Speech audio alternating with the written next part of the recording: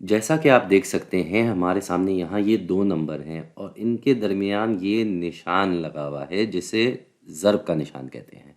तो हमने क्या करना है इसका मतलब हमें ये 8085 को 9 से ज़र्ब देना है। तो जब भी ऐसा सवाल हमारे सामने आता है हम इसको कुछ ऐसे लिख देते हैं 8085 और ये ज़र्ब हो रहा है 9 से। ये हमने ज़र्ब का निशान लगा दिया। अब हम इसे हल करेंगे। हल करने का तरीका ये है कि हम इस 9 को 8085 के सब हिस्सों से एक-एक करके ज़र्ब देंगे। लेकिन हम शुरू करेंगे दाईं जानिब से। जी, तो दाईं जानिब से अगर शुरू करें तो 9 को 5 से ज़र्ब दिया जाएगा सबसे पहले और इसका क्या जवाब हो जाएगा? पारों में याद करें तो 45 आता है। अब 45 का हमने 5 यहाँ लिख दिया, 4 को हमने यहाँ भेज दिया। तो अब हम 9 को 8 से ज़र्ब दे रहे हैं, 9 को हम 8 से ज़र्ब दे रहे हैं जिसका जवाब पारों में याद किया जाए तो आता है 72। लेकिन हम यहाँ 72 नहीं लिखेंगे, हम यहाँ पे 72 के साथ इस 4 को जमा भी करेंगे जो पहले वाले ज़र्ब से यहाँ भेजा गया था। तो 72 और 4 जमा होके हो जाएंगे 76। अब इस 76 का 7 इधर आ जाएगा। इसके बाद हमें 9 को 0 से ज़र्ब देना है। 9 को हम 0 से ज़र्ब देने जा रहे हैं। तो 9 को अगर हम 0 से ज़र्ब देंगे तो किसी भी नंबर को 0 से ज़र्ब देने का मतलब क्या है कि जवाब 0 ही होगा। लेकिन क्योंकि यहाँ ऊपर 7 है तो ये 7 0 में जमा हो सकता है। तो अब यहाँ 7 आ जाएगा। अब हमारे पास रह गया ये 8 जिससे 9 को हमें ज़र्ब देना है। तो 9 को 8 से ज़र्ब देते हैं तो जवाब क्या आ जाता है?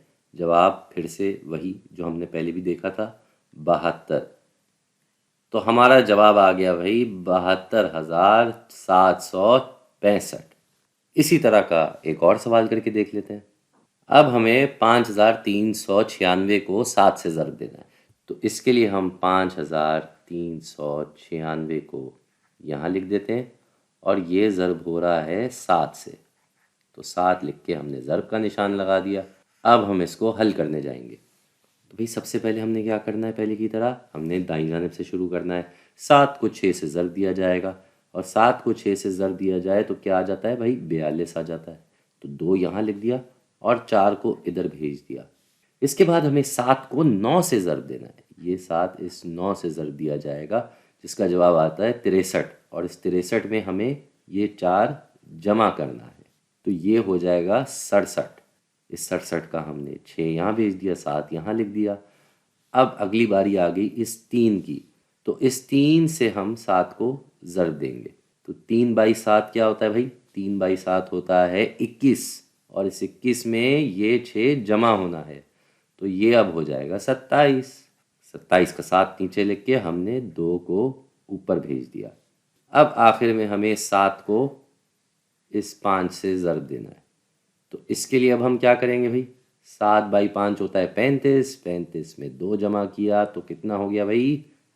37। अब हमारा जवाब आ गया 37,772। तो देख रहे हैं आप ये कितना आसान काम है। एक एक करके आपने नंबरों को ज़र्ब देना है।